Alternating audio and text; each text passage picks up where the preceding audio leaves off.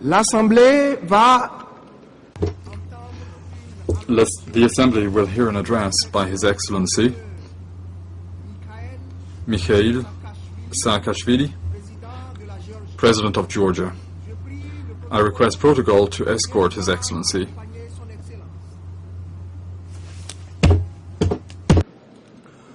Au nom de l'Assemblée... On behalf of the General Assembly, I have the honor to welcome to the United Nations His Excellency Mikhail Saakashvili, President of Georgia.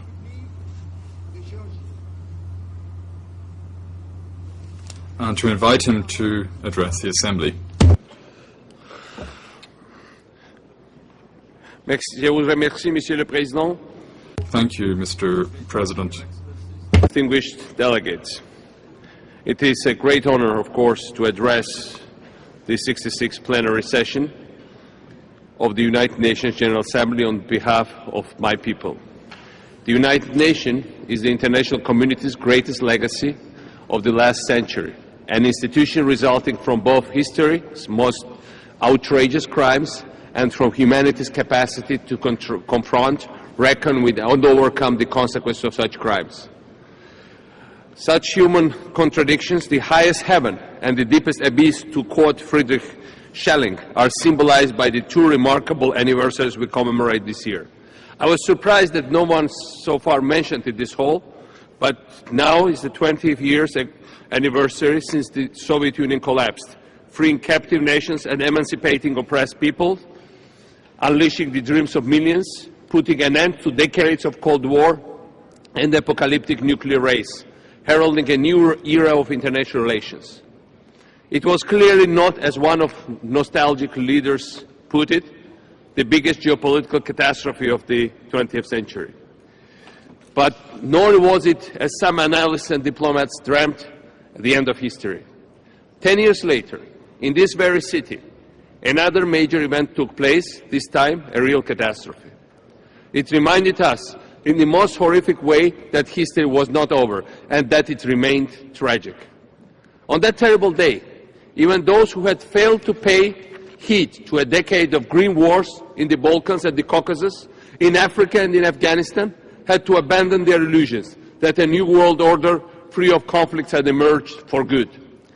The attacks on New York and Washington were not aimed at a single country, but instead targeted a set of values and a way of life, freedom and democracy. September 11 reminded us that the world remains a true battlefield. A battlefield not among religions, as many people claim, or nations, but a battlefield within every religion, every nation and every culture. A battlefield between those who try to build and those who seek to destroy, between those who choose freedom and those who pledge to eradicate it. A battlefield between the nihilism and the very idea of civilization. And 10 years later, the remarkable upheavals in the Arab world have offered us yet more proof that there is no end to history, and there a clash, and nor there is a clash of civilization. Instead, a universal call to freedom is rising even in places where some doubted it could ever rise. It is being met by a monstrous effort to quell it. As we speak, the highest heaven and the deepest abyss are once again in conflict, and it is our duty as leaders to wait in and speak out, to decide and to act. Ladies and gentlemen, distinguished delegates, the first anniversary I evoked earlier, the fall of Soviet tyranny, continues to reverberate today in important ways. When that moment came 20 years ago, for us, the former subjects of Soviet bureaucracy, students, artists, dissidents, workers, men and women, old and young, it was hardly the end of history, but on the contrary, it was a new beginning of history. Communism had frozen our will in a cold and closed museum. When it collapsed, the doors of history swung open again. We found ourselves confronted at once by both the best and the worst. The best transpired for those nations quickly integrated into the European Union and the North Atlantic Treaty Organization. The others, like the people of my country, Georgia, were left to the mercy of failed states, civil unrest, wars, ethnic cleansing, and foreign occupation. 2 years ago, from this very podium, I suggested that there were two ways to leave communism behind and to re-enter history. There are the ways of Václav Havel and the way of Slobodan Milosevic. The way of liberal democracy and tolerance on one side, and the way of authoritarianism and ethnic nationalism on the other.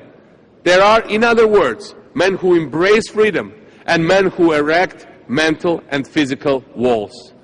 To the latter, who still see the extension of the European Union and NATO as a threat, I would like to say that the Cold War ended in December '91, that they should not be afraid of having democratic neighbors wishing to join wider democratic clubs.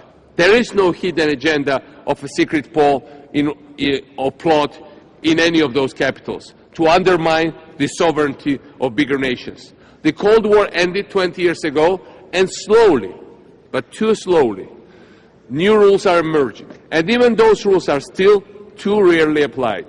Step by step, though, tyrants start to fear that they could one day be held accountable for their crimes. There will be, I am convinced, less and less tolerance for the ethnic cleansing and other war crimes that have stained my country and so many others. This is the very reason of our existence as the United Nations, is it not? To make the world a little better, to finally enforce the rules, charters, laws and principles upon which we all have agreed. It is time to understand that the world has changed, that an army, as powerful as it might seem, cannot ultimately deny the will of the people, that a government, as strong as it might look, cannot unilaterally and freely dismember sovereign nations, that we are not in 1938 or in 1968, but in 2011.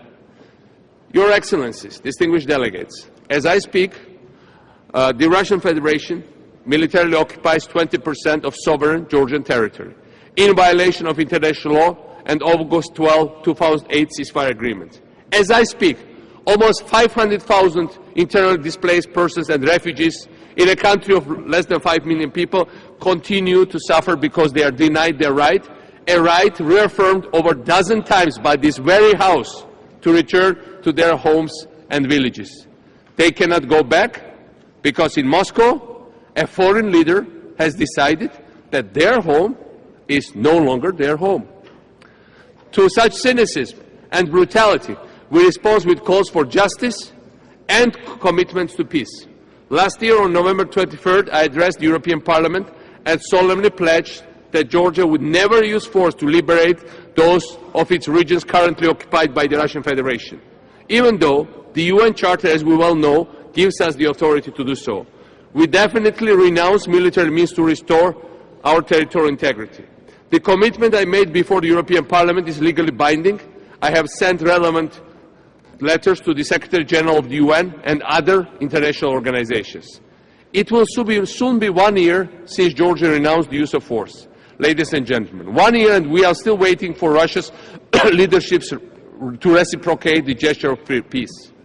Unfortunately, instead of dialogue, the response we have received has come in the form of dozen terrorist acts targeting Georgia, attacks directly organized and supervised, as is well confirmed by different international actors, by confirmed officers of the Russian secret services. Ladies and gentlemen, the Cold War is over, but some leaders have still to realize it and stop reasoning in terms of spheres of influence, near abroad, domination and zero-sum games. The Cold War is over, but embargoes, blackmails and brutal diktats are still used against Ukraine, Moldova or Belarus. The Cold War is over, but even the Baltic states have to face manipulations of their democratic political landscape and neocolonial games with their minorities. The Cold War is over, but the old Soviet habit to play an ethnic and religious hatred is still alive. It is especially true in the black hole that North Caucasus has become, with brutal violence, with displacement and killing of tens and hundreds of thousands of its inhabitants. Georgia is responding to this brutal danger of politics by opening its borders, inviting people to come and exchange, debate and dialogue, by trying to overcome the informal blockades and by trying to rebuild the bridges among nations. These essential bridges that others are systematically destroyed. Georgia is responding to military build-ups with programs to its children, to lift children out of poverty through access to modern technologies. computers, internets, to military build-up and new bases with new hotels, new bicycle roads, new boulevards. Georgia is responding to methods of the past by embracing the promises of the future, new healthcare system, hundreds of new hospitals. Our programs on advanced programs on non-communicable diseases and insurance for everybody in the country, and many, many others. Mr. President, the end of the Cold War launched an era of opportunity and turbulence, liberating local dynamics in ways both tragic and exultant, and leading to a constant flux in world order. It has unleashed hatred, ethnic conflict, mass terror, genocide, many other human calamities. But it is also has generated fantastic emancipations. Think of the colored revolutions of Eastern Europe, the dazzling development of Asia, the progress of democracy in Africa, or more recently the Arab Spring. None would have been possible if the Soviet Union still existed as a global player and a global threat to all the continents, Africa, Asia, Europe alike, and the others. Since 1991, history has become more and more unpredictable, swinging violently between the highest heaven and the deepest abyss. Schelling was referring to. Indeed, who could have anticipated the global consequences of the desperate act by a 26-year-old Tunisian, Mohamed Bouazizi, in the remote town of Sidi Bouzid? One poor man in an unknown place was denied his right by imperialist police, and like a distant echo of Czech Jan Palach in front of the Russian tanks in 1968, he immolated himself.